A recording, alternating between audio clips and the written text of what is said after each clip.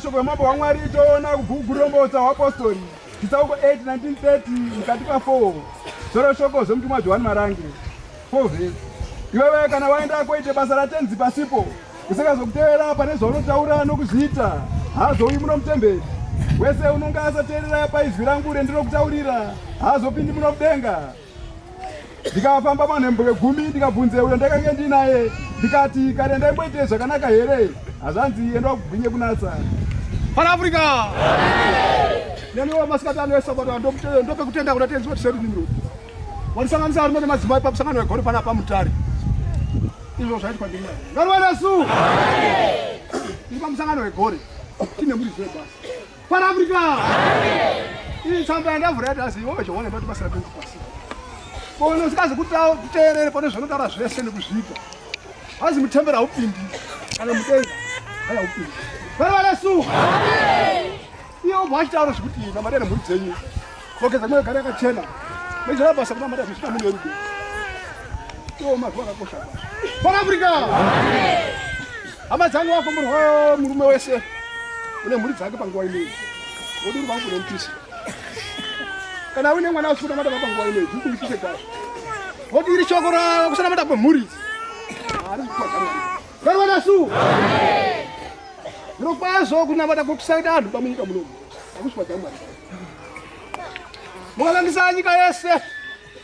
Vanhu vazhinji vakabhabhatidzwa. Asi havasi kuchanamata. Ndo vari kuzi ngauye wanamate iwo vanhu iwowo. Ngaruwana su! Chipo zvimunga akagare pori iwowe. Uri pane mwana wako, kwende pane shamwari, pane mukwambo. Hauna here munhu usikunamata panhu iwowo. Haungamubatsire kuti adzoke pairi basa rekunamata. Ngaruwana su! Zvozvinotiitirana ari ndo izvi. Zvirokwazvo ndo rushoma metiri. Chii chinozvi rudo hama dzangu? Ndikakumbira munhu mari ari pe10,000. Rudo. Ndikadzora munhu wangu asikanamati baba kuti uri akasunungurwa. Rudo. Wakakosha ngerudo. Rofarire mutumwa ngerudo zvino zviri izvozvo. Ngaruwana su! Ndokumbira kumbonipindura makoko. Zvakakosha ngechipi? Ukadzore munhu uyo akauya kunamata. Ndouri kutoa mukuru. Ngatisachererwe nyama bahama dzangu. Kuti ndakazopima kuti esadza ndakamubatsira maningi. Mukwambo ari kunyika. Hazvisi chiro baba. Ngaruwana su! Hama dzangu chacheti kunamata ine muridzi. Saka wangazi iwe wenda kuti basa ratenzi pasipo. Zviro zvese mukuru wakapuwa kudenga. Chechi yese yakarongwa ikapera. Ndozo muri kuda kaiswa pa principle. Ngaruwana su! Makati zvakanaka nhema Mutare, aya ndio makorokoto chaiwo. Saka Jesu tiri pano. Aprisiti yese ari pano. Munhu wese uri paSabato muri kwanga yatsene. Pan Africa! Ndinokumbira kwazvo. Ngatisaipisha makaisapo. Ndo ari ze basa Johani Marange awo. Wachiona kuri ari apo chiguta kuti ndiwana Johani awo. Wakakumburwa kwazvo. Une nhamo munhu sikaguti. Pan Africa! Muri kumona arisati ndimire zviri kumusoro. Ndime makasa nhema Mutare. Kubarwa kwenyika hama dzangu. Vandabata zviro kwazvo. Ngatisanyengedzaba.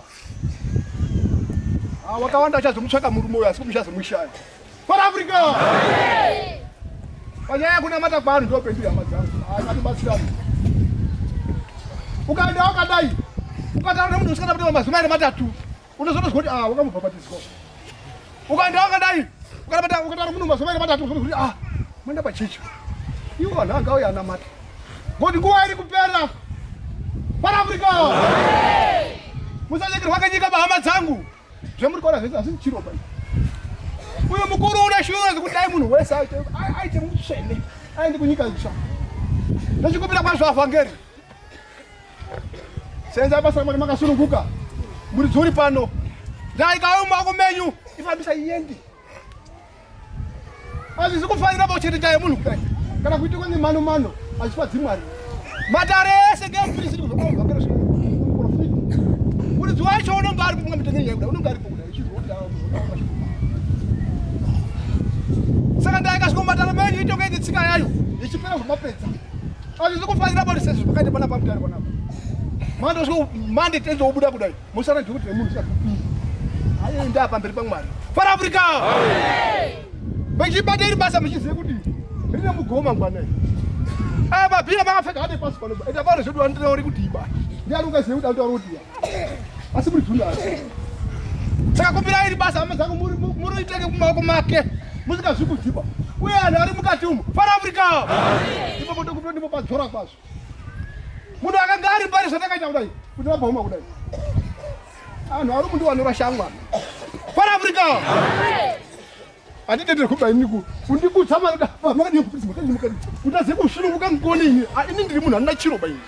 Munhu kuzwa ngeuyu pakati. Ukandiona uri makadi. Uri kupfeka bhachi ripo unedenda ere. Para Africa. Tinobekisana basi makadi ngaba bati. Ndofara zvapera. Vese vana zvitsitsi vari kubasa munyika mesomo. Kuparaka munhu pabasa riri kubatawo handi simba rako bagere mukuru. Usazotenda pakuti uzi mune mbiri kuna unobiri pabasa panapa. Urike mbiri ke mukuru hapo. Kozera mbiri kumuri dzoyo ndokuti zoroma iwo. Para Africa. Ndiri kubira paso pa president. Chakata muri yade chidiki ri kukura iyi. Irambe iri pasi panyu kudai. Isarambisa wandire kunyika pa. Bezari nyama ndikuikora wa muri. Muri simba isho masiko kubira kwa muri. Baba bakaifutsa. Kusvika pakufa iri muchechi. Para Africa.